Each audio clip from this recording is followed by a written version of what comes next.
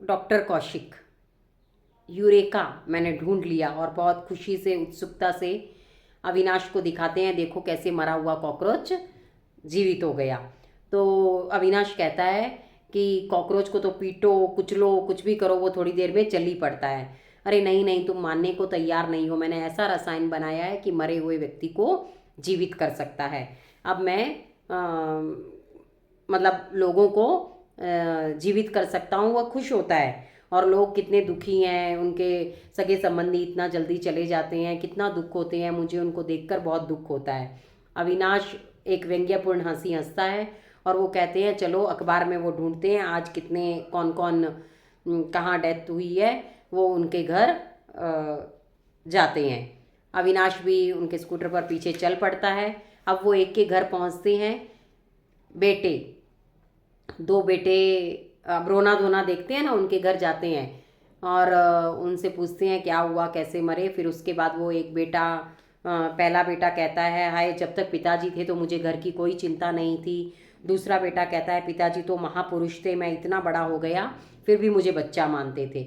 और एक बहू भी कहती है हाय, मैंने उन्हें पिताजी से बढ़कर समझा, नाश्ते में मैं उन्हें रोज़ 2 अंडे देती थी। और दूसरी बहू कहती है वे मनुष्य नहीं देवता थे, अब हम कैसे जिएंगे उनके बिना, ऐसी सब बात कर रहे हैं। तो डॉक्टर कौशिक उन्हें कहते हैं यकीन मानिए मैंने ऐसा फार्मूला ढूंढ लिया है कि आपके पिताजी फिर जीवित हो सकते हैं। दोनों पत्नियां एक दूसरे को देखते हैं और कहते हैं कितना काम है, चलो चलो। पर वो दोनों बेटे कहते हैं, शंका से कहते हैं नहीं ये देखो क्या कह रहे हैं। तो पत्नियां कहती है क्या कहते हैं। डॉक्टर कौशिक कहते हैं मुझसे आपका दुख नहीं देखा जा रहा, मैंने ऐसा फार्मूला ढूंढ लिया है। एक पत्नी कहती है ना बाबा ना, आप इसकी क्या कीमत ले बैठे, हमें नहीं चाहिए ये सब। डॉक्टर कौशिक कहते हैं मैं इसके बिना, इसके लिए एक कौड़ी भी नहीं लूँगा। पहला बेटा अब दबे स्वर में दूसरे से कहता है क्या पिताजी का वसीयतनामा देख लिया, सब बराबर है। दूसरा बेटा कहता है हाँ मैंने देख लिया, वसीयतनामा एकदम दुरुस्त है। पहला बेटा कहता है सब लेन देन निपटा कर गए हैं। वो कहता है हाँ हाँ फिर क्या चाहिए, वो कहते हैं। और उसे कहते हैं कि नहीं। और एक अब बेटा क्या कहता है कि डॉक्टर साहब आप यहीं रहने दीजिए, हमारे दूसरे 2 भाई भी हैं, वो बाहर फॉरेन में रहते हैं, वो इतना खर्चा करके आ रहे हैं तो सारा $5 उनका मिट्टी में मिल जाएगा। और दूसरा बेटा कहता है हमें अब बहुत इंतज़ाम करना है, आप जाइए, देर हो रही है हमें। और कोई फूल लेकर आ रहा है, तैयारियां चल रही हैं।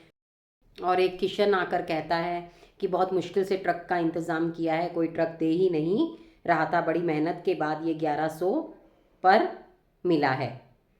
और अब वो फिर बाद में दूसरा भी कोई कुछ कहता है तो बड़ा बेटा कहता है जो हम पर पड़ी है वो हम कर लेंगे, आप क्यों इस चक्कर में पड़ते हैं, नमस्ते।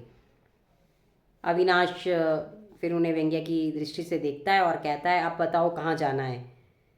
और डॉक्टर कौशिक फिर से स्कूटर स्टार्ट करते हैं। काफ़ी दूर चलने के बाद मकानों के नंबर पढ़ते पढ़ते सही पते पर पहुंच जाते हैं। अब वहाँ एक नवयुवक है। नवयुवक कह रहा है अम्मा फिर से जी सकती है, ये डॉक्टर साहब का कहना है। मतलब डॉक्टर साहब अब नवयुवक को कहते हैं ना कि मैंने ऐसा फॉर्मूला ढूंढ लिया है। उसकी पत्नी गिरिजा देखती है कौशिक की ओर, आक्रामकता से यानी गुस्से से देखती है।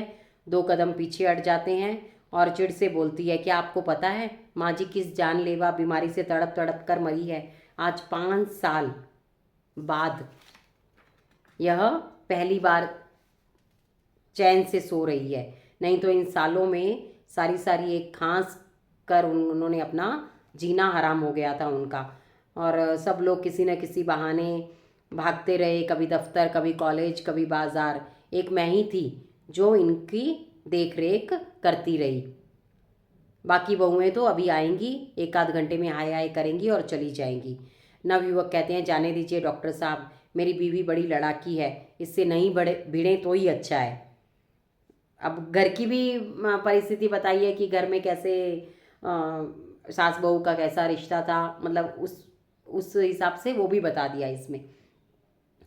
अब अविनाश कहता है आपने तीसरा निशाना लगाया है मोहब्बत नगर का, तो वहाँ चलेंगे। फिर से स्कूटर स्टार्ट करते हैं और डॉक्टर कौशिक कहते हैं मैं कैप्टन शर्मा की विधवा से बात करना चाहता हूँ।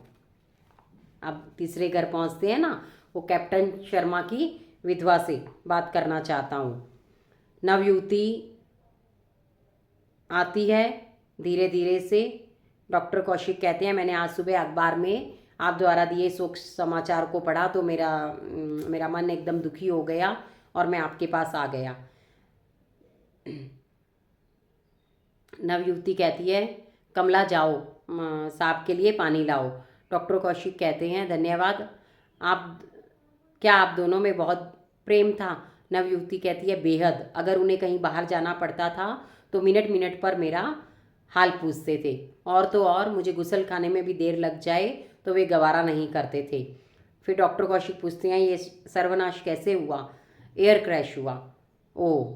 तो डॉक्टर कौशिक कहते हैं लेकिन अब आपको अपना जीवन अकेले नहीं गुजारना पड़ेगा। मैंने ऐसा रसायन बनाया है कि आपके पति फिर से जीवित हो सकते हैं। वो कहती है नवयुवती कहती है और मैं समझ बैठी कि आप बीमा कंपनी से आए हैं, चले जाइए यहाँ से। आप सोचते हैं आप धूर्त लोगों से अपने शेखर की पवित्र काया में दूषित करवाऊंगी।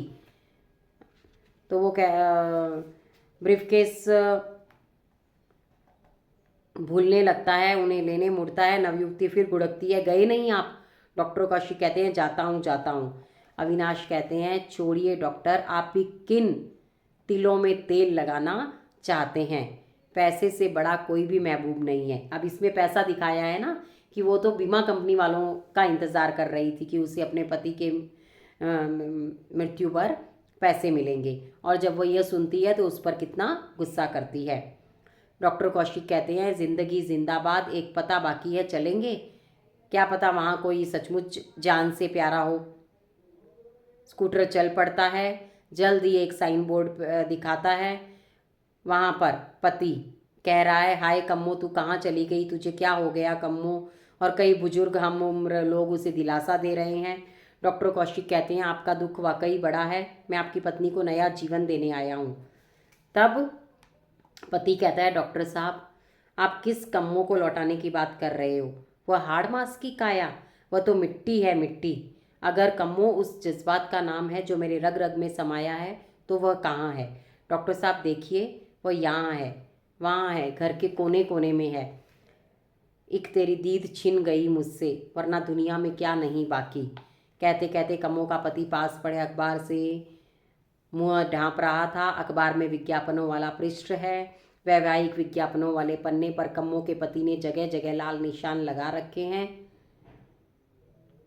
वैवाहिक जहाँ शादी के लिए जो ऑफर आते हैं ना कि मतलब इस लड़की की शादी करनी है, विज्ञापन जो ऐड आई रहती है वहाँ पर उसने रेड निशान लगा रखे हैं। मतलब दूसरी शादी के लिए भी वह तैयार, अभी से ही उसने तैयारी कर रखी है। दोनों बाहर चले जाते हैं। अविनाश खड़ा है, वे दोनों एक दूसरे को देखते हैं। कौशिक उसका कंधा दबाते हैं। डॉक्टर कौशिक कहते हैं तुम ठीक कहते हो, मैं ही गलत था। अविनाश कहते हैं मौत जालिम है मगर ज़िंदगी के कायदे उससे भी अधिक जालिम है। तो इस तरह ये कहानी है जान से प्यारे। लोग दिखाते तो हैं जान से प्यारे, पर जब वो जिंदा करने के लिए जिस जिस घर में गए वहाँ उन्हें कोई भी किसी का जान से प्यारा नहीं दिखा।